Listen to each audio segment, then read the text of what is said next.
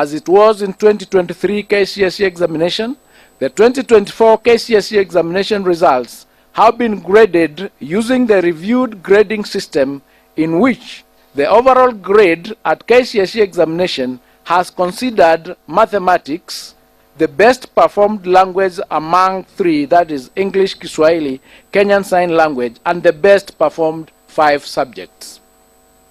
There were 1,693 or 0.18% candidates who obtained an overall grade A in the year 2024 KCSE examination, compared to 1,216 or 0.14% candidates in 2023. The number of candidates with direct university entry qualifications of grade C+ and above was 246,391, translated to 25.53% in the year 2024, compared to 201,133, which is 22.27% in the year 2023. And this is attributed to the improved or new grading system.